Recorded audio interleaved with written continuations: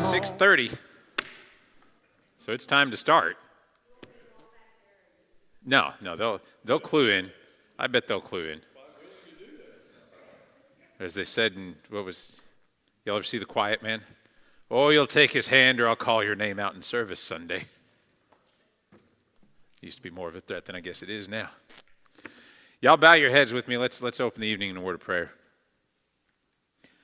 Father God, we are so thankful for these evenings together. We're thankful for your word and its edifying power. God, we ask that you would open up our mind, Lord, that you would stir our inquisitive nature that you've given us, God, that you would help us to use these brains that you've blessed us with to further take in your word, to sanctify us, God, to make us better Christians, and to take this book, this gospel, and go out into the world and preach it.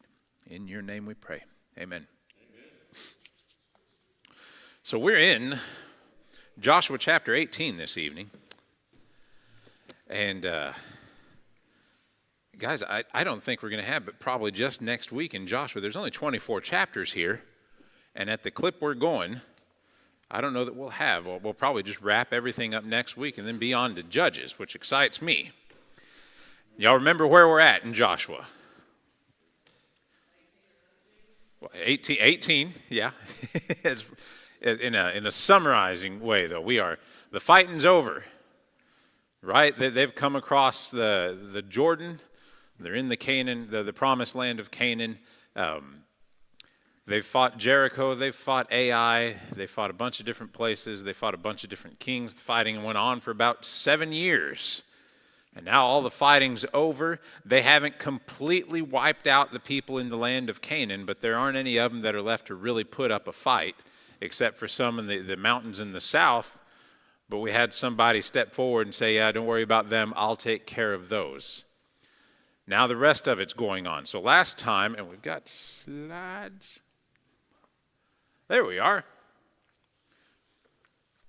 So last time we had Manasseh and Ephraim and Judah. Judah stepped up first.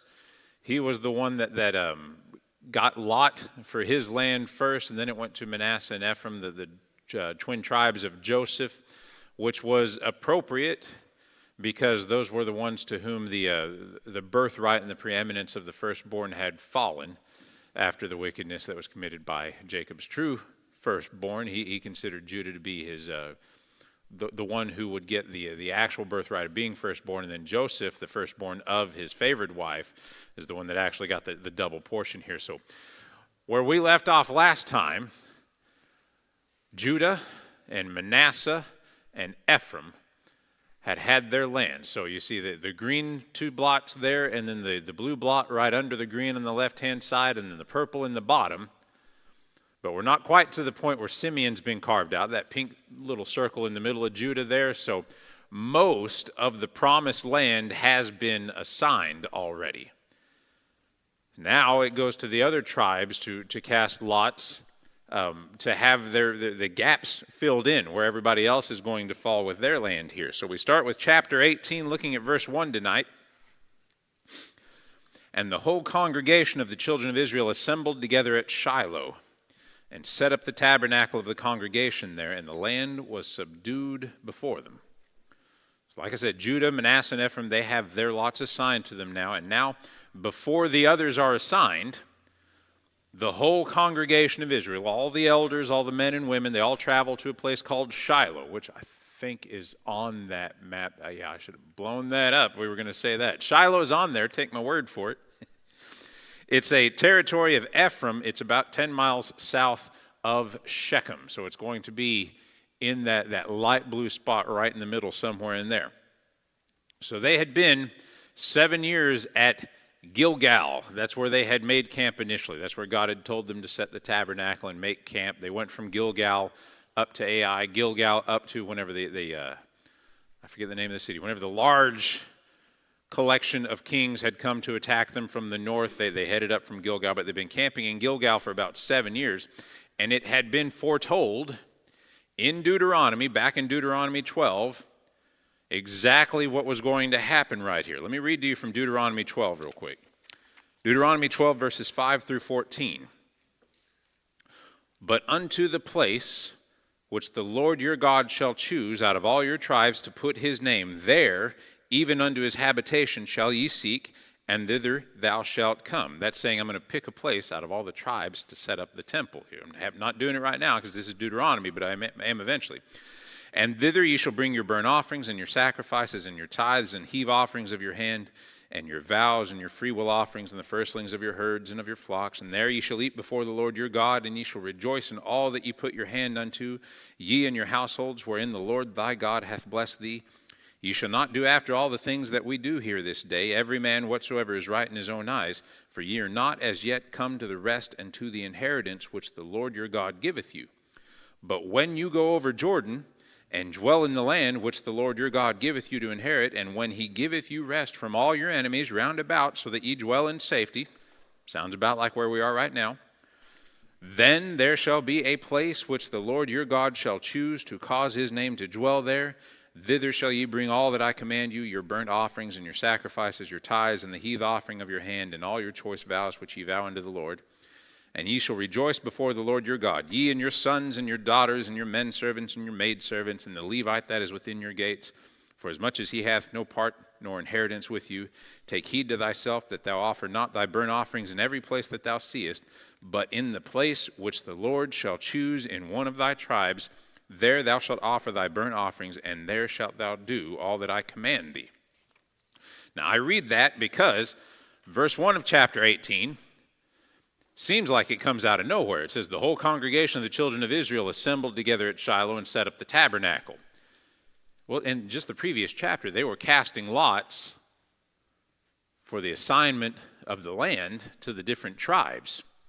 And like we said last time, it's a solemn ceremony. That wasn't something that they were flippantly doing. It's not some guy rolling a bingo cage and just picking out and saying, Issachar, Gad, Asher, boom, boom, boom.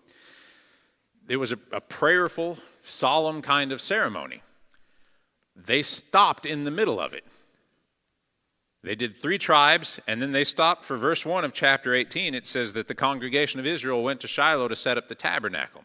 Now, the reason I've read Deuteronomy chapter 12 is because the only reason they would do that is laid out in Deuteronomy chapter 12. God said, when you're in the land, I'm going to tell you to go to a specific place out of one of the tribes to set up the tabernacle. And that's where you're going to have your heave offerings and all of your offerings and your feasts and your holy assemblies. So it doesn't say us in chapter 18 of Joshua, but God must have, just like he said he was going to in Deuteronomy, God must have come out and said, all right, guys, pause the proceedings here. We're not going to do land right now. I have something more important. We're going to go down to Shiloh, and you're going to set up the tabernacle. And again, it doesn't say that in Joshua, but we know that's how it had to go because God said that's exactly what I'm going to do in Deuteronomy chapter 12. Joshua's still alive. Joshua's still alive. He's in the 80s or something? Yeah, he's near 90 even, if I remember right. Because he was grown when they set out. He was an adult when they set him up into the southern part of Canaan, and he brought back the good report among all of the other spies there. And then it was another 40 years in the wilderness while that generation was being wiped out. And then on top of that, 7 years worth of fighting. So the guy's near 90 now. You said still functioning. Still functioning. Yeah, just like Caleb, still going. God, just ended the hundreds of year life like in Genesis or something? After the flood, he was talking about how years of man shall be 120. And there's a lot of different theories on how God worked out the natural science of something like that. There's an interesting one. And we talked about it a little in Genesis when they were talking in creation, about the separation of the firmament and how it's very plausible that the waters, because in the flood, it talks about the floodgates of heaven being opened up and water falling massively from the sky, and not so much as rain, but in larger volumes, that there was a firmament around, like a aquatic sphere surrounding the earth that naturally prolonged the lives of men by filtering out all sorts of harmful UV rays and things like that. But again, that's a theory that would be neat. The Bible doesn't go into that kind of detail exactly on what we're on there, but it would fit the bill. So they've moved to Shiloh. They're setting up the tabernacle. That means the Ark of the Covenant's being moved. The the structure, of the tabernacle, and we've had that picture up, a whole bunch of times here. It is a tent. It's a more substantial tent, but it is a tent. And now they're actually going to Shiloh, and this is going to be a somewhat semi-permanent place for the tabernacle, for the annual sacrifices and feasts and things like that. And we'll see that going through Judges and through the rest of the Old Testament. So they're not quite building, bricks and laying it out like the temple that Solomon ends up building, but this is a much more permanent installation than the tent that they have been working in, because you never knew waking up if there was going to be a pillar of cloud in the middle of the day. You say, you know what, it's time to up and go, if the glory of God would be lifted up off of the temple and then start moving, and God would tell Moses, hey, it's time to move. They never knew day to day how they were going to be. In the tabernacle at that time, though again more substantial, was like a tent. Have y'all seen the tents they have nowadays? It's not like little pup tents, but I saw one on Facebook the other day. It's got a living room, it's got 3 walled out bedrooms. Think of something like that is what they've been living in, but then now they're actually driving down posts and framing it out a bit more, making it a bit more substantial there. It's still all the same stuff, but they're not going to have the need for moving around constantly on the fly. We did that one year at deer camp. We did posts and canvas, and worked great until, because it was a flat roof. We didn't pitch the roof any. Was it pitched? A little bit. I started to say, I don't remember it at all being pitched on there, because that flooded. It flooded. We ought all. Yeah, that's a whole other story. Verses 2 through 7. And there remained among the children of Israel 7 tribes which had not yet received their inheritance. And Joshua said unto the children of Israel, how long are ye slack to go possess the land which the Lord God of your fathers hath given you? Give out from among you 3 men for each tribe, and I will send them, and they shall rise and go through the land and describe it according to the inheritance of them, and they shall come again to me. And they shall divide it into 7 parts. Judah shall abide in their coast on the south, and the house of Joseph shall abide in their coast on the north. Ye shall therefore describe the land into 7 parts, and bring the description hither to me, that I may cast lots for you here before the Lord our God. But the Levites have no part among you, for the priesthood of the Lord is their inheritance. And Gad and Reuben and half the tribe of Manasseh have received their inheritance beyond Jordan on the east, which Moses the servant of the Lord gave them.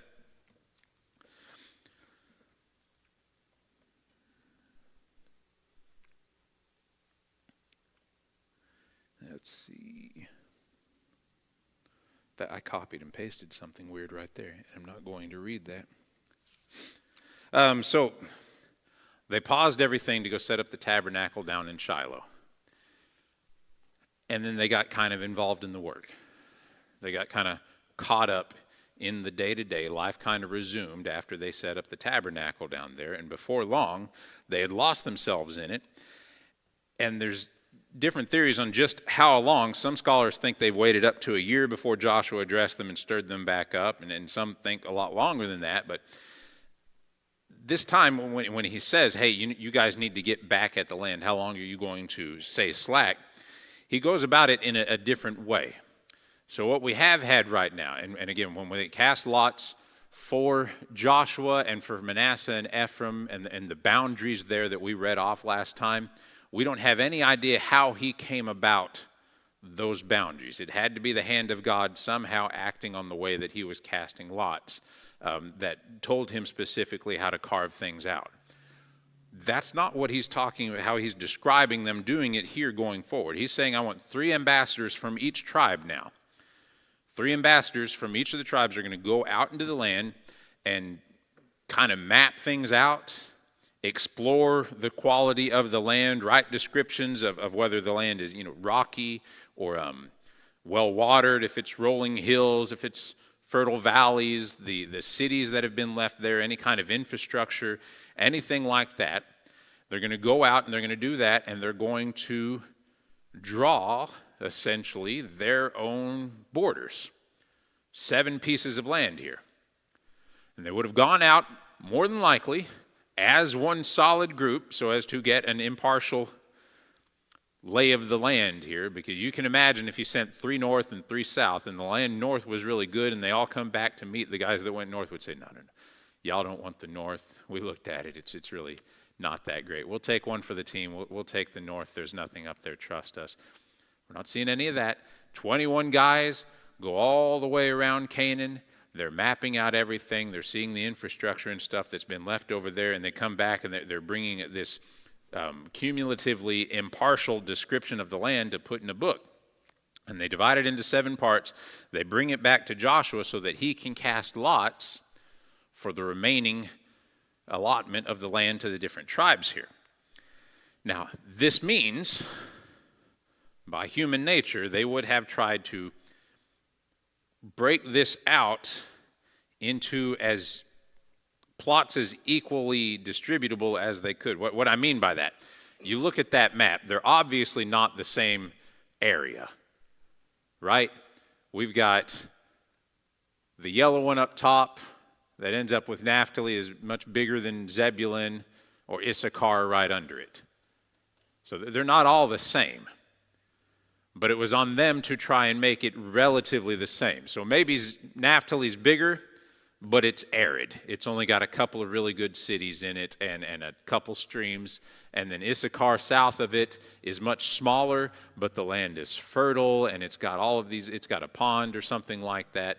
It's going to be a lot different. So given all of the characteristics that they find and map out and describe in their book, they're trying their best to find 7 different allotments of land to be distributed among them. And you want to be impartial. You don't want to lean towards any one spot of land too much, because your tribe may not get that. You're about to go in here and God's going to communicate through the casting of lots whether or not your tribe gets it. And if you were nefarious enough to try and gerrymander the lines to where there's this perfect piece of real estate out there that you've got your eyes set on, you may not get that. You're fighting against 6 other tribes for that.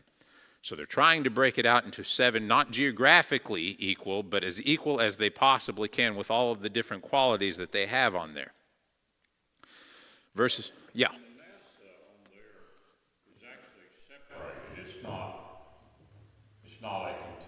Not a contiguous one. It's got 2 separate. Well, and that's so when Gad and Reuben, and I forget the chapter, we talked about that a little bit last time. When Gad and Reuben went to Moses in the book of Numbers and they said, hey, we're about to cross over the Jordan, but the land that we're in right now is great for cattle, it's great for herds. We've got a lot of cattle and herds. There was a whole chapter there where it was talking about Moses got upset with them, and he said, you more or less said, you guys are trying to weasel out of the fight.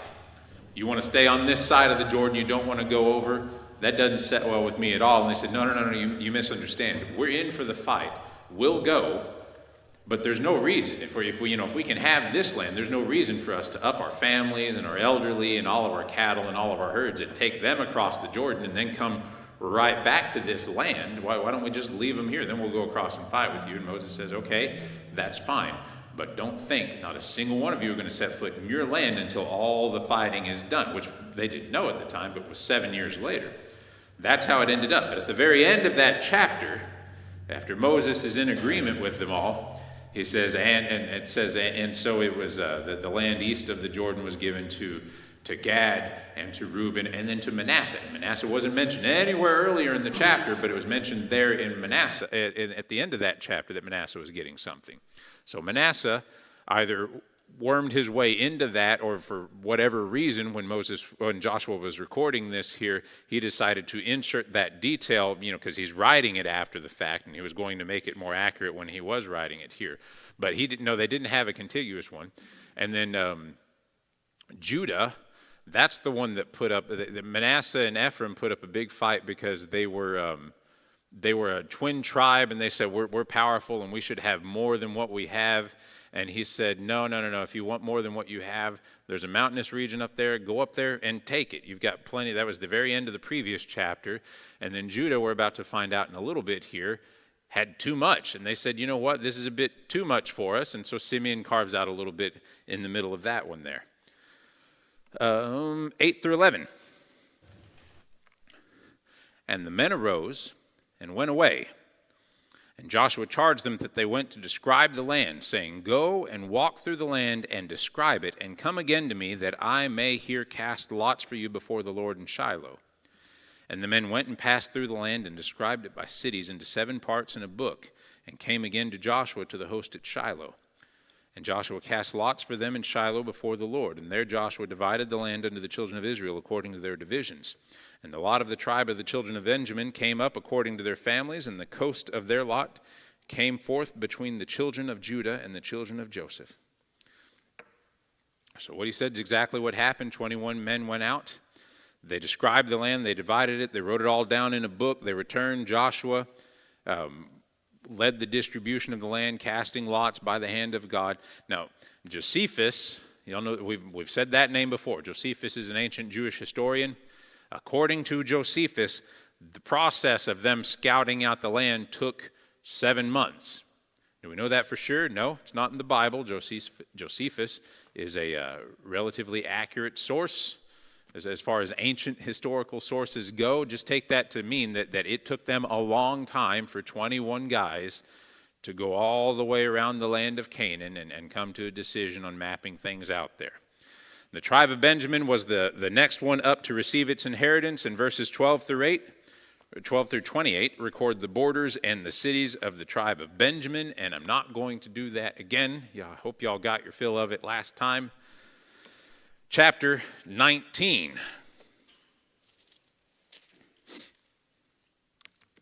So chapter 19, verses 1 through 9 lay out the inheritance of the tribe of Simeon.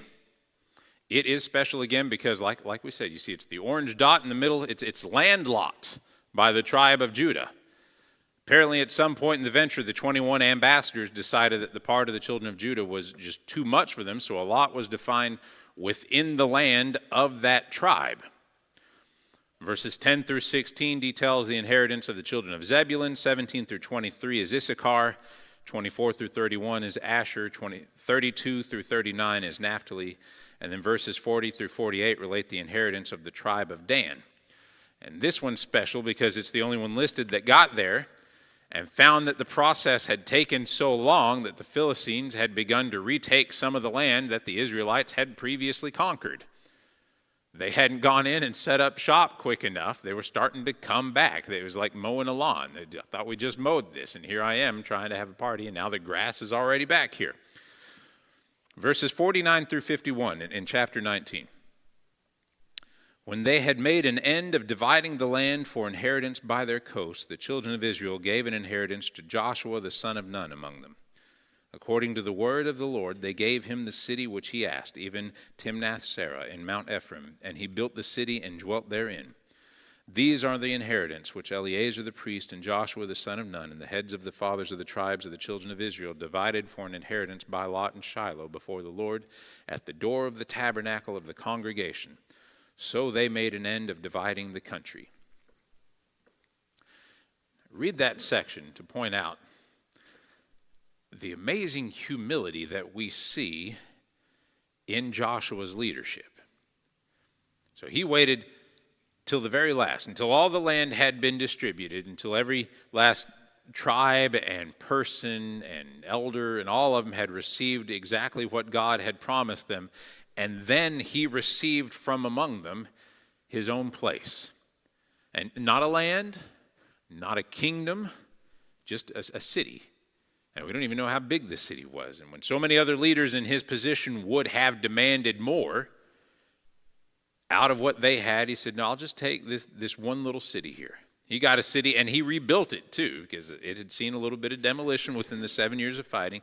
And he dwelt there with all his relations, ruling in a way until the time came for something else. He was still the figurehead of the Jewish people, ruling from that city, but never attempting at the same time to make himself their king or formally their chieftain. He was appointed by God, by Moses as well, to go into the promised land as a warrior.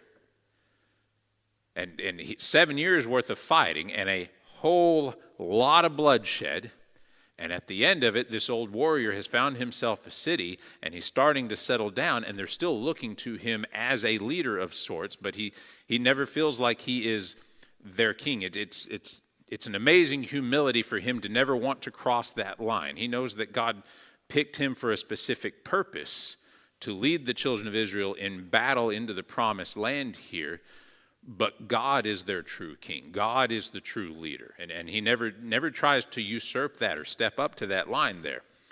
And then it ends with it, and so they made an end of dividing the country, which seems somewhat anticlimactic to me. There's been a lot of building up to this. The promised land has been promised to these people.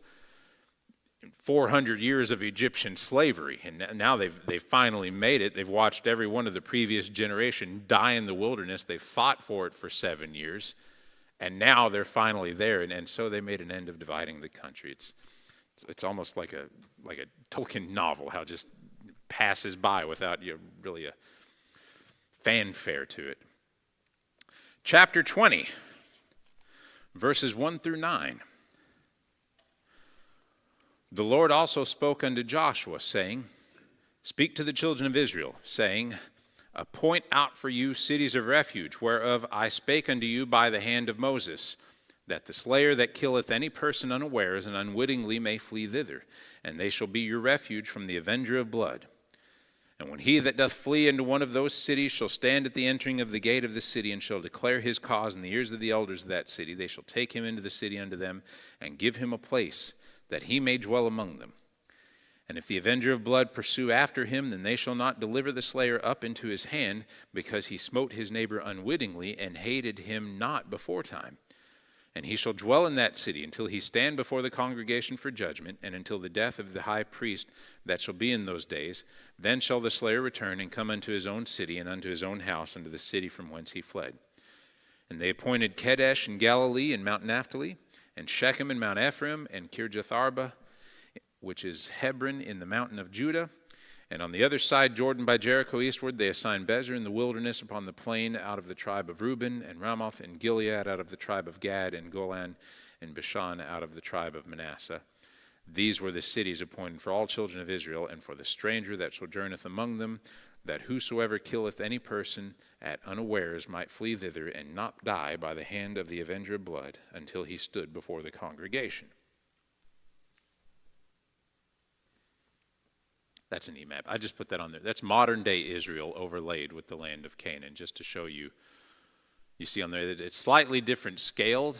The one on the right extends much further south than the one on the left, and you can see that the Dead Sea there for just a slightly different scale on them, but I couldn't find anything that overlapped. I'm not that tech savvy.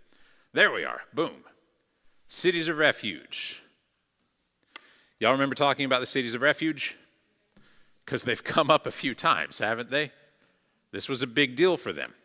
If it sounds familiar, it's because Moses talked about it in Exodus, Numbers, and Deuteronomy. It seems to come up in just about everything that he writes. Just as it says here, there's cities where a man can go if he accidentally kills somebody. One of the previous examples that was given by Moses specifically is if two men are chopping wood and the axe blade flies off the handle accidentally while he's chopping and it hits the other dude in the head and he's dead, then that man obviously didn't mean to kill that one man. He needs to flee to a city of refuge to await trial without worrying about the avenger of blood coming after him. So prior to the law of Moses, when someone died in such circumstances, it was a matter of duty for the family to right that wrong by appointing from themselves an avenger of blood. Goel is the Hebrew word for it, an avenger of blood, who would seek justice and often would receive the property of the deceased after they had claimed justice for him. It was not uncommon for this kind of justice to lead to generational feuds over and over, where one avenger would be appointed to reprise the act of another family's avenger, and then avenger appointed to reprise the act of that one, back and forth, and it would go on and over again, like Hatfields and McCoys. No one remembers even when it started so long ago, what accidentally may or may not have happened, but all we know is that most recently this guy killed that guy, and we can't let that stand, so we're going to go kill this dude, and then they get killed, and back and forth. So with the establishment of the cities of refuge, a man could escape that immediate vengeance and live in one of those 6 cities, the red dots up there, until one of 2 things happened. He would either have a trial and, if guilty, be given to the avenger, if found guilty, or if found innocent, would be allowed to stay in the city until the death of the current high priest, at which point he could return to his homeland. So either way, he's in a lot of trouble. Life is going to change for him. But the death of the high priest, we don't have just a whole bunch of high priests. You know, they tend to live a little longer here. We don't see those. They don't have 4-year terms like we see here. So you might be in the city of refuge for a while. So when we read about this, the reason it keeps coming up so frequently here, don't look at this that Moses is setting up a formal system for vengeance. He's not. That's looking at it the wrong way. This is Moses setting up a way to eliminate an ancient evil custom from among the people. So he was taking a practice that already existed, and he's preventing generational bloodshed by putting rules on it and restricting it and making it much harder to do at penalty of death should you ever go into a city of refuge and ignore the Mosaic law on it. And to that end, Joshua had the people appoint from the lands there 6 of the cities, as it said, and they were all on mountains, presumably so that they could be seen from very far off, and they're all conveniently spaced throughout the land. So if you're anywhere, wherever you are in the land of Canaan, and an accident happens, there's a city of refuge nearby where you can go and touch base and say, ollie, ollie, oxen free, and then wait your trial. Just for an accident. Just for an accident. I could understand if you're premeditated or you set out to kill somebody, but Well, I do mean, they not it's, believe that accidents happen? but we don't, it's a different culture, I guess, is the best way to describe it. It's More of an eye for an eye? much more of a, let's say this, like a family group-oriented culture. Tribal. And we're ruggedly individualistic in America. If something happens like that, they take it to court. That individual circumstance is happening. But for something like this to happen, it's like 2 families are on trial with each other. Two families have butted heads. It's not just an individual. The honor of the family is at stake with something like this. And I mean, I'm no expert on the honor customs of the Middle East by any means, but I've read enough of them to see that a large part of the resistance to evangelism is not that it's an individual decision, but that it's a familial decision. It's the honor of the family. It's a group think. And you can tell those people as much as you want till you're blue in the face that when you stand in judgment, you alone are standing before God, but it is a completely different and alien way of thinking to them. So it's hard for me to translate that to our own sensibilities here, but even in an accident, one family is obligated to set right what another family did to them, and obviously they didn't have the benefit of satellites or CCTVs or cell phones. Any accidents happen now, it's on a cell phone everywhere. Is this only for death? Only for death? Yeah, only for death. Only for death. Because if the guy's maimed, there was a whole bunch in, was it Leviticus? No, it wasn't Leviticus, it was Deuteronomy. It was Deuteronomy where they would go through if a guy's maimed or if you've accidentally killed livestock. And a lot of that was much more eye for eye. It was back forth. It was whoever did it, even if they did it accidentally, would see the same penalty of what they had done on somebody else, even for what they accidentally did there. If you accidentally kill a cow, you need to give them a cow, and you need to. There was a little bit taxed on top of it, if I remember right. It was and it was weird. If I remember, it was like a cow plus 20% or something like that. There was a livestock plus a surcharge, probably the best way. Surcharge for righteousness in the situation. So I'm taking it other people lived in these cities. They were actually just cities. It wasn't Yeah. just people that were fleeing. It was a city, but if you made it to that city, then you could have refuge. Oh, I get what you're saying. You're talking about the cities It of wasn't refuge. just all refugee people. No, it wasn't all refugees. There were elders there. There were people there that would adjudicate whatever would come, and you're not being tried by a whole bunch of other criminals. It was a normal city because they were all picked out and assigned to the different tribes before they said, all right, now from everything that's existing, pick 6 cities of refuge.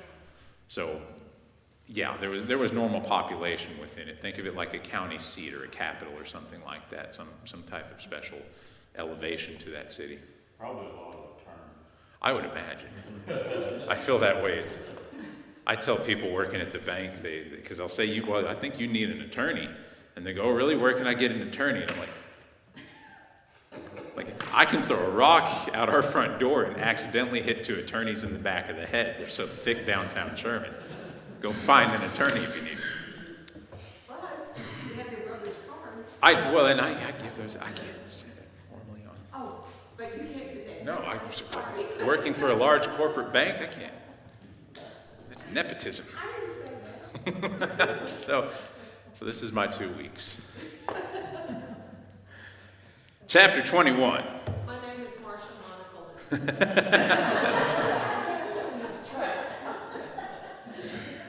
Chapter 21, verses 1 through 3. Then came near the heads of the fathers of the Levites unto Eleazar the priest, and unto Joshua the son of Nun, and unto the heads of the fathers of the tribes of the children of Israel. And they spake unto them at Shiloh in the land of Canaan, saying, the Lord commanded by the hand of Moses to give us cities to dwell in, with the suburbs thereof for our cattle. And the children of Israel gave unto the Levites out of their inheritance at the commandment of the Lord these cities and their suburbs. The families within the tribe of Levi. Y'all remember when we had a picture up at one point of the tabernacle, and it was a giant square, and then there were families north, south, east, and west of it, and they always oriented themselves the same. They would always be north, south, east, and west of it. And for the Levites, there was Kohath, Gershon, and Merari. Those 3 families kind of settled together. And the Kohathites were really near the Merarites or something. I can't recreate that image in my head. Y'all have seen the map. You know what I'm talking about. So at this time, after all the tribes had their lands appointed to them, the heads of the fathers of the Levites, they approach Eleazar, Joshua, and the gathered council there, and they say, all right, it's our turn. We are to be given cities among the people and a little bit of land surrounding those cities for our own cattle. Because the Levites were not farmers. They were specifically prohibited from that. They did a little bit of shepherding and cattle work because they would need to provide sacrifices every now and then. They would be given cattle every now and then, so they would do that, but that was a side gig. That's a side hustle. Their real job was maintaining the temple, the sacrifices, the feasts, reading and studying God's laws, holding the services, saying the prayers, keeping Israel on track. So they didn't get large patches of land like all the other tribes got. They got cities spread throughout all the other tribes so that the influence and the presence of the word of God would be spread among all the other tribes. That's a large bit of land for you to take the Levites and say, all right, this section right here in the middle is for the Levites. And any of y'all, if you're ever feeling religious, you need to travel down to the Levite area because that's where we're going to have everything. No. They would have cities all through the different tribes so that the presence of God would be physically manifested as far as the Levites and sacrifices and feasts and things like that, all through the different tribes there. So once again, doing things by lot, there were appointed to the Levites 48 cities throughout the land. Look at that. Cities for Levites in the time of Joshua. Now, this is seen as a fulfillment of the words of Jacob when he gathered his sons before him right before he died and he spoke. It wasn't all just prophetic blessing. Some of it was imprecatory. You know what imprecatory means? It's almost a curse on some of them. There are imprecatory psalms. If you start reading through the book of Psalms, you'll see a lot of them are wonderful, artful language about how God's following me all the time. His word is a lamp to my feet and a light to my path. And then there are imprecatory psalms where God, strike down my enemies from this land, make them a footstool unto me. They're a bit more aggressive. It's not always blessing. That's what you see with Jacob as well. In Genesis chapter 49, verses 5 through 7, Simeon and Levi are brethren. Instruments of cruelty are in their habitations. O my soul, come not thou into their secret, unto their assembly, mine honor, be not thou united. For in their anger they slew a man, and in their self-will they digged down a wall. Cursed be their anger, for it was fierce, and their wrath, for it was cruel. I will divide them in Jacob, and scatter them in Israel. Verses 4 through 40 go through a listing of each of the 48 cities and how they were spread out among the tribes. So they were scattered just like Jacob said. Now, do you remember why he said that in Genesis, back in chapter 49? So Simeon and Levi are the two that brainstormed the idea to get revenge for the one sister that we have listed from Jacob was in love-ish. That's how the guy who's reporting it talks about how he must have her to wife, but he essentially raped her. And the two brothers there said, well, we can't let that sit. So they go to them. They have a whole family meeting. Jacob tells them, don't do anything. They say, okay, sure. And then they go to the city where that young boy lived, the one who was wanting to take her to wife, because he's all infatuated now. And they say, you know what? And they strike a deal with that city. They say, you can be with us, and we will be with you, and we'll share sons and daughters, and we'll share wealth, and we'll share lands, and we'll both be better off for it. But we can't do this if all the men of you are not circumcised. And so that guy, he took it back, and I forget his name. He took it back to the elders there at the city, and he told them the deal, and they said, you know what, that sounds great. Sounds nice to have, a big influx of people and a lot more land and a lot more wealth. So they did it. 2 days later, when their soreness had set in, these two brothers took a group of men and went through that city and slaughtered every last man in there. And Jacob said, you are going to make us, I forget the word he used, a derision in the land, something along that line. He said, you're going to give us a bad name. We're surrounded by all of these Canaanites, all of these native warring people, these pagan religions, and you're going to give us a bad name, and they're going to be out after us here. I wish you wouldn't have done this there. So when he comes to the time of blessing these two, he says, these two are instruments of cruelty, and come down in their secret unto their assembly. Mine honor, be not thou united. For in their anger they slew a man, and in their self-will they digged down a wall. They busted down the walls of that town in their own will, and they killed all of those men. And because of that, Jacob is going to scatter them among Israel. Prophetic, over 400 years earlier. Now we're seeing it come to fruition in a completely different way through God's sovereignty here, but exactly as Jacob said. Verses 41 through 42 says, all the cities of the Levites within the possession of the children of Israel were 48 cities with their suburbs. These cities were every one with their suburbs round about them. Thus were all these cities. The distribution of the cities to the Levites happened exactly how it was laid out in Moses in the book of Numbers. And I'm going to read this too, and I know this is a little bit more reading, but this is in detail exactly what they did here, but the detail is given in the book of Numbers. So in Numbers 35, verses 1 through 7, and the Lord spake unto Moses in the plains of Moab by Jordan near Jericho, saying, command the children of Israel that they give unto the Levites of their inheritance of their possessions cities to dwell in. And ye shall give also unto the Levites suburbs for the cities round about them. And the cities shall they have to dwell in, and the suburbs of them shall be for their cattle and for their goods and for all their beasts. And the suburbs of the cities which he shall give unto the Levites shall reach from the wall of the city and outward 1,000 cubits round about. And ye shall measure from without the city on the east side 2,000 cubits, and on the south side 2,000 cubits, and on the west side 2,000 cubits, and on the north side 2,000 cubits. And the city shall be in the midst. This shall be to them the suburbs of the cities. And among the cities which ye shall give unto the Levites, there shall be 6 cities for refuge, which ye shall appoint for the manslayer, that he may flee thither. And to them ye shall add 42 cities. So all the cities which ye shall give to the Levites shall be 48 cities. Them shall ye give with their suburbs. So that's the detail, again, laid out on there. It's not just the city, it's 2,000 cubits in all directions.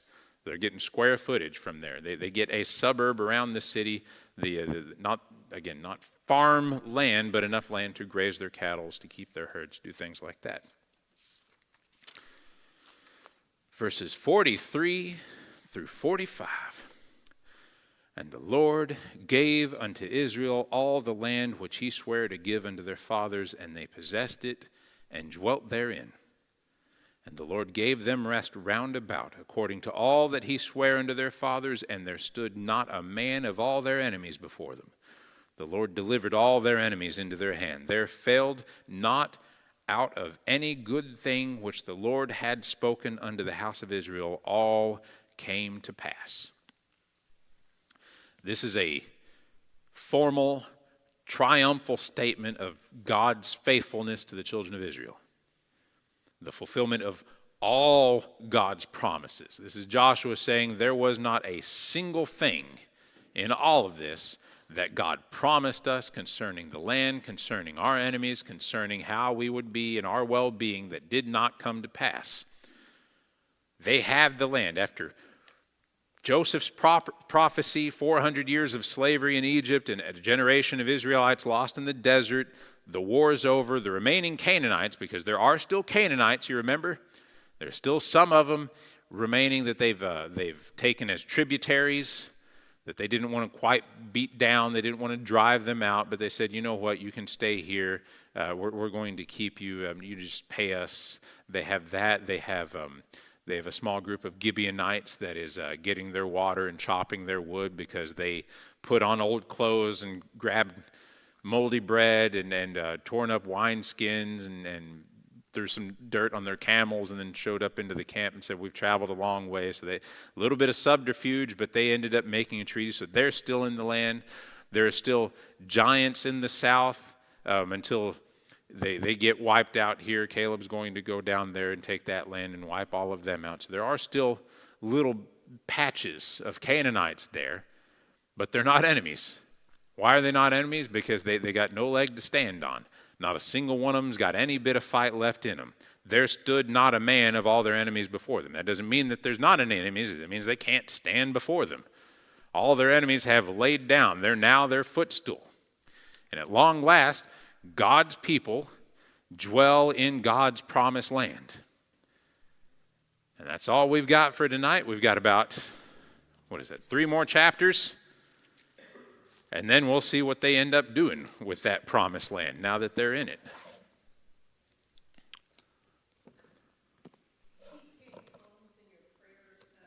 She's having some more test runs, seeing a new doctor